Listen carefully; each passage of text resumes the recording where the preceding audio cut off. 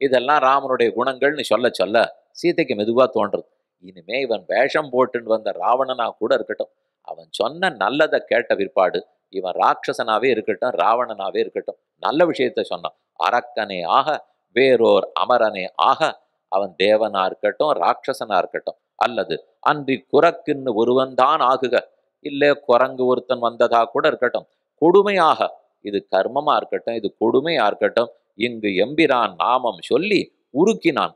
ராமனுடைய நாமத்தை சொல்லி என்னை அப்படியே உருக்கி விட்டார். போகும், உகப்பை தந்தான் உயிர், எனக்கு ஆனந்தத்தை கொடுத்தார், போன உயிரை மீட்டு கொடுத்தார். இதற்கு மேல இவரிடத்துல நான் என்ன நடக்கணும்? சீத தன் கட்டாட்சம் கருணை பார்வையை வீச அன்று ஹனுமான் யாம்பெரு சம்மானம்னு பெற்றார். அதற்கப்புறம் தான் கையில கொண்டு வந்திருக்கிற மோதிரத்தை அவரிடத்துல கொடுத்தார். அப்ப சீதை கேட்கிறாள், ராமனுடைய அங்க அடையாளங்களை சொல்லும். நீ ராமனுடைய தூதன், நான் எப்படி நம்புவேன்? அவருடைய அடையாளங்களை சொன்னா நான் நம்புறேன். இன்னுமே மோதிரத்தை கொடுக்கணும். அதுக்கு முன்னாடி இவருக்கு ராமனை தெரிஞ்சிருக்கான்னு பார்க்க வேண்டாமா? அதுக்கு கம்பர் உடனே சொல்றார், படியெடுத்துரைத்து காட்டும் படித்தன்று அவன் படிவம். சீதே, என்ன வியாக்கரணத்தை பத்தி, மீமாம்சையை பத்தி, நியாயசாஸ்திரம் பத்தி, வேதாந்தம் பத்தி எதை வேணா கேளு, எத்தனை நேரம் வேணா பேசுறேன்.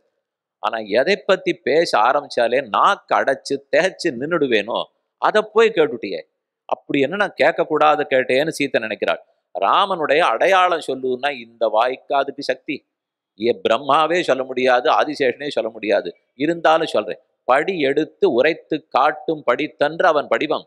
இப்படின்னு நான் உன்னை சொல்ல போனால், தாமரை புஷ்பத்தை போல கண் படைத்தவர்னு பேச போனால், ஊர்ல இருக்கிற மத்த பூவெல்லாம் சண்டைக்கு வர்றது தேவி.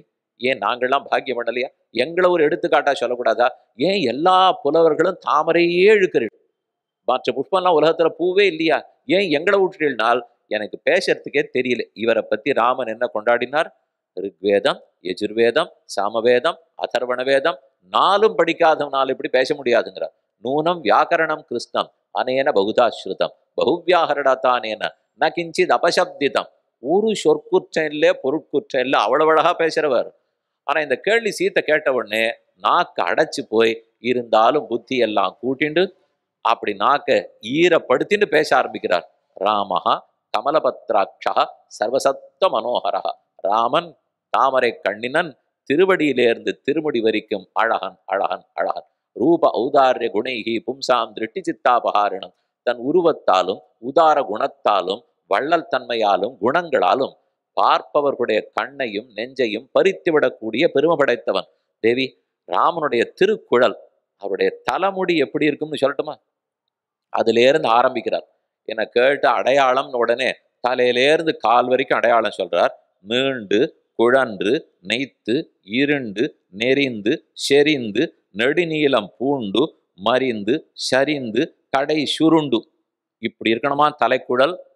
நிச்சயமா நம்மளை பத்தி சொல்ல, இன்னும் எல்லாரும் என்ன பார்த்தீங்கன்னா இது சொல்லி இருக்கிறதெல்லாம் ராமனை பத்திய கண்ணனை பத்தி, அவர் தலை அப்படி இருக்குங்கிறார். எப்படின்னா 10 அடையாளம் ஒண்ணு இல்லை.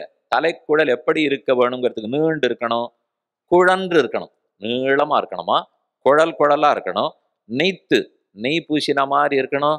அப்படி இது ஒரு ஒரு வருஷம் ஆயிருக்கும் போல் இருக்கு எண்ணெய் நெய் பார்த்து, அப்படிங்கிற மாதிரி இருக்கக்கூடாது. நெய் பூசினாப்புல இருக்கணும். இருண்டு கருப்பா இருக்கணும், இருட்டே சேர்ந்தாப்புல இருக்கணும். நெறிந்து இருக்கணும், செறிந்து இருக்கணும். இங்கொன்றும் அங்கொன்றுமா இல்ல, பக்கத்துல பக்கத்துல பக்கத்துல செறிவா இருக்கணும். நெறித்து இருக்கணும், சுருட்டையா இருக்கணும், நீளமா இருக்கணும், நெய்த்து பூசினாப்புல இருக்கணும். கடைசியில நெடுநீளம் பூண்டு, பார்த்தாலே ஒரு கருகருங்கிற நீளம் தெரியணும். கடைசியில் அப்படி வளைஞ்சு இருக்கணுமே தவிர பிளந்து இருக்கக்கூடாது. முடி பிளந்திருக்குனாலே உடம்பு ஆரோக்கியம் குறைவுன்னு அர்த்தம்.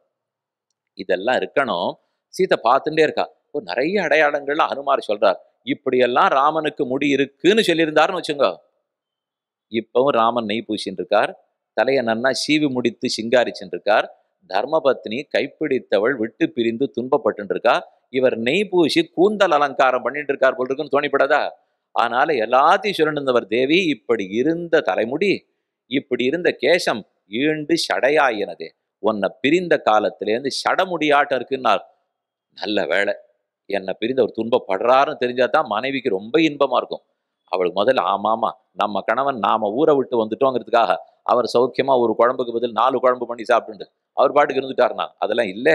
ஈண்டு சடையாயினவே, இப்படித்தான் ராமனுடைய தலைமுடின்னு ஒன்ன சொன்னார். மரியாதானாஞ்ச லோகஸ்ய கர்த்தா காரயிதாச்ச சஹ ரக்ஷிதா ஸ்வஸ்ய விருத்தஸ்ய தர்மஸ்ய ச பரந்தப ரக்ஷிதா ஜீவலோகஸ்ய ஸ்வஜனஸ்ய ச ரக்ஷிதா. உலகத்துக்கே ரக்ஷகன், தன் குடும்பத்தையும் ரட்சிக்கிறவர், ஊரார் குடும்பம் அத்தனை கூடிய ரட்சிக்கக்கூடியவர்.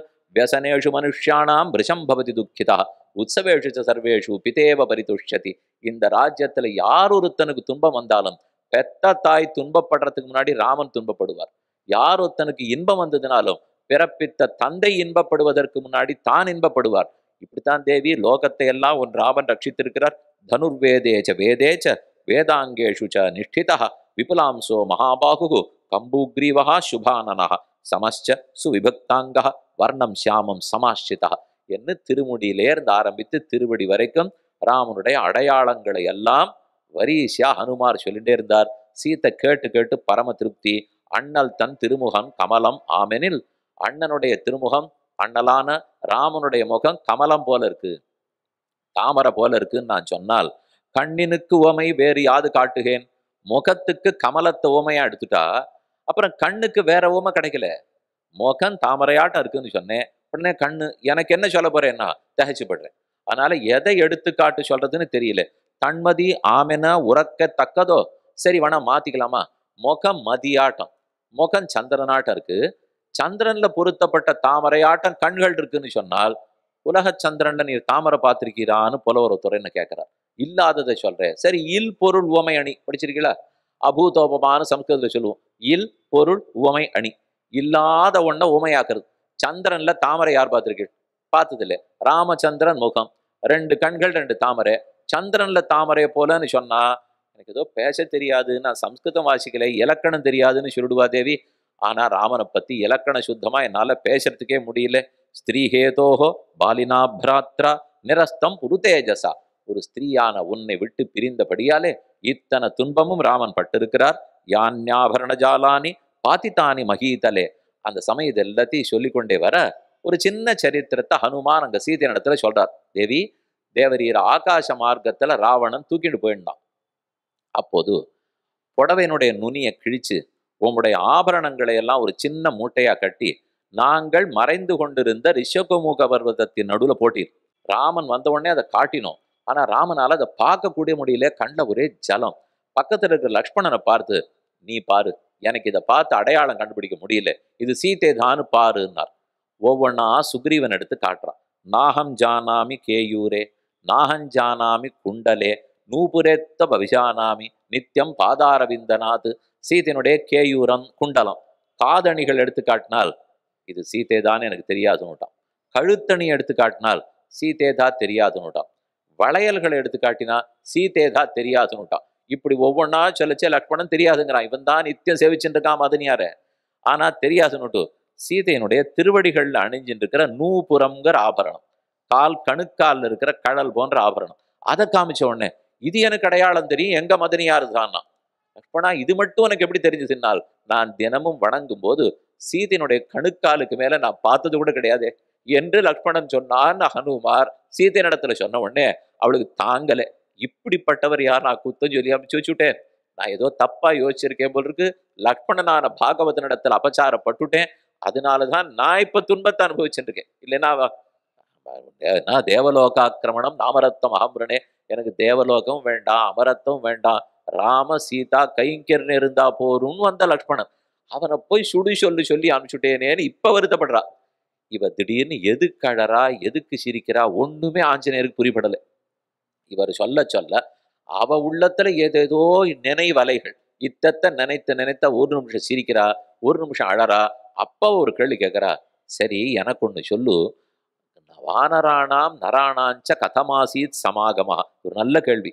வானரத்துக்கும் நரங்களுக்கும் எப்படி எப்படி நட்பு ஏற்பட்டது? ராமனோ நரோத்தமன், மனிதர்களில் மாணிக்கம், நீங்களோ வானரர்கள். வானரம் வானரத்தோட நட்பு கொள்ளும், நரன் நரனோட நட்பு கொள்வான். ஆனா நரன் எப்படி வானரத்தோட நட்பு கொண்டான்னு சீதைக்கு சந்தேகம். வானராணாம் நராணாஞ்ச கதமாசீத் சமாகமஹா. சட்டுன்னு ஆஞ்சநேயர் புரிஞ்சுனுட்டார். இவ கேள்வி அது இல்லை. நாம ஒருத்தர் பார்த்து கேட்கிறோம், இன்ன கேள்வின்னு நம்ம வெளிப்படையா கேட்டிருந்தாலும் உள்ளூர வேற எதையோ நினைச்சிருந்து, ஆனா அதை சொல்றதுக்கு முடியாம வேற கேள்வி கேட்போம். இந்த கோட்டிக்கு இப்போ ஒருத்தர் வந்திருக்காரான்னு தெரிஞ்சுக்கணும். நீங்க தான் நிறைய பேர் உட்காந்துருக்கு, அங்கங்க தலை தலையா தெரியுது, தவிர யார் யார் வந்திருக்கான்னு எனக்கு எப்படி தெரியும்? ஒருத்தர் வந்திருக்காரான்னு தெரிஞ்சுக்கணும். அப்படியே வாசல்ல 2 பேர் பார்த்துட்டு இருக்கா பாருங்க. அவள்கிட்ட போய் இன்னார் வந்திருக்காரான்னு நான் கேட்கணும். அவர் பேரை சொல்லணும். பேரை சொன்னா ஓஹோ இவருக்கு அவரை பத்தி தெரிஞ்சுக்கிறதுக்கு ஏதோ விருப்பம் போல் இருக்குன்னு அவன் கண்டுபிடிச்சிருவானோ இல்லையோ. அதனால அப்படி சொல்லாமல் இன்று யாரெல்லாம் வந்திருந்தான்னு பரீஷா ஒத்தரா பேரை சொல்ல ஆரம்பிச்சான். இன்னி யார் வந்தான்னு என்ன நான் எனக்கு வேண்டிய ஒரு பேர் இன்னும் வரல. அதனால இன்னி யார் வந்தான்னு இதை நான் 2-3 தடவை கேட்ட உடனே நான் யாரை பத்தி கேட்கிறேன்னு அவன் புரிஞ்சுட்டான். அவர் பேரையே சொல்லாம மத்த எல்லா பேரையும் சொல்ல ஆரம்பிச்சிட்டான். இது அவன் சாமர்த்தியம். நான் சாமர்த்தியமா கேட்க ஆரம்பித்தா அதை புரிஞ்சுன்னு அவர் திரும்பி சொன்னார்னால் ஹனுமான் புரிஞ்சுட்டார். சீத்தை எதையோ நினைச்சுட்டு எத்தையோ கேட்கிறா. வானரத்துக்கும் நரத்துக்கும் தோழமையினால் இதுல என்ன சந்தேகம்? ராமனை பத்தி சீதைக்கு தெரியாதா? யாரோடும் நட்பு கொள்வார், யார வேணும்னாலும் தம்பின்னு சொல்லுவார், யார வேணும்னாலும் ரட்சிப்பார். குகனொடும் ஐவரானோம் பின் குன்னு சூழ்வான் மகனொடும் அறுவரானோம் அகனமர் காதல் ஐய நின்னொடும் எழுவரானோம். யாரவனா அவர் தம்பின்னு சொல்லுவார். ராமனுடைய சௌசீல்யத்தை பத்தி சீதை அறிவாள். ஆனா அவ என்ன கேட்கிறாள்னால் நான் இருந்தால் தானே ராமன் யாரையும் அனுகிரகிப்பார். மகாலட்சுமியினுடைய கட்டாட்சம் இல்லாமல் நேரே பெருமானிடத்தில் செல்ல முடியாது. லக்ஷ்மி கட்டாட்சம் இருந்தா தான் நாராயணன் கட்டாட்சம் கிடைக்கும். அப்படி இருக்கிறச்சே நானே இல்லாத சமயத்துக்கு உங்களுக்கு அவருக்கு எப்படி நட்பேற்றது? இதுதான் அவ கவலை. நான் இருந்திருக்கணுமே, நான் இல்லாத நீங்க எப்படி பேசினீர்கள், உங்களால் எப்படி சேர முடிந்தது? நான் இதை புரிஞ்சுட்டார். இல்ல தேவி தேவரீர் அனுகிரகத்தோட தான் நட்பு கொண்டோன்னு பதில் சொன்னார். அவளுக்கு புரியல. இப்பதானே ஒரு சரித்திரம் சொன்னேன். ஆகாசத்துல நீர் போகும்போது ஆபரணங்களை கழட்டி போட்டிருன்னு அதன் மூலம் உம்ம அருளை அப்பவே நாங்க முதல்ல பெத்துட்டோம். இது ராமனையே பார்க்கறதுக்கு முன்னாடி உம்மதான் முதல்ல பார்த்திருக்கோம். நீர் தான் எங்களை கட்டாட்சித்தீர். அதை பெற்றுக்கொண்டு தான் தேவி ராமன் வந்த உடனே எங்களால பிடிக்க முடிஞ்சது. நீ ஒன்றும் கவலைப்பட வேண்டாம். உன் அருளோட தான் ராமன் அடைஞ்சிருக்கோம். நீ எங்கேயானு இல்லாத காரியம் நடந்துருத்தோன்னு கவலையே படாது அப்படின்னு சொன்ன உடனே தான் அவளுக்கு ஆசுவாசமே ஆச்சு. அப்படியா எங்கேயானோ நீங்களா பிடிச்சு நுட்டிடுவோன்னு பார்த்தேன். நான் இருந்தேன் இல்லையா, இருந்ததுனால தானே நடந்தது. அது அவளுக்கு திருப்தி. புருஷோத்தமனான பெருமானை செல்ல வேணுமானால் பிராட்டி புருஷகாரமானால் அல்லது ஈஸ்வரன் காரியம் செய்யான்னு பிளலோகாச்சாரியர் சிவஜனமோனத்துல சாதிக்கிறார். பிராட்டி புருஷகாரமா இருந்து இவள் முதல்ல சிபாரிசு பண்ணாலே ஒழிய பகவான் ஒரு நாளும் அனுகிரகம் புரிய மாட்டார். இவள் மூலம்தான் செல்லணுங்கிறத தெரிஞ்சிட்டோம். அப்புறம்தான் அங்குலியத்தை எடுத்தார். இடுப்பிலே முடிந்து வைத்திருப்பதை எடுத்து சீதையனிடத்திலே கொடுத்தார். வானரோகம் மகாபாகே தூதோ ராமஸ்ய தீமதா ராமநாமாங்கிதம் சேதம் பஷ்யதேவ்யங்குடீயகம் கிரஹீத்வா பிரேட்சமானாசா பர்த்துக்கர விபூஷிதம் பர்த்தாரமிவ சம்பிராப்தா ஜானகி முதிதாபவத்.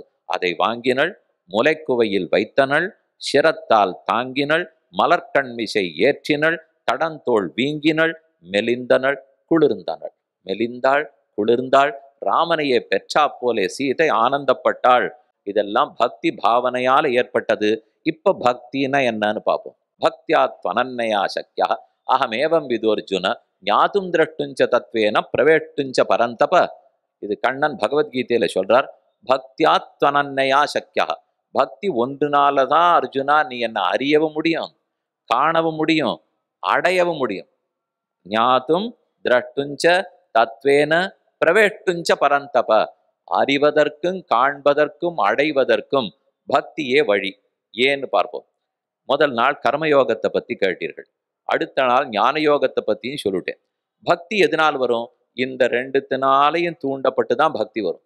ஜென்மாந்தர சஹசிரேஷு, எத்தனை பல பல ஜென்மங்கள் கர்மயோகத்தையும் ஞான யோகத்தையும் பண்ணிட்டு இருக்கணும்.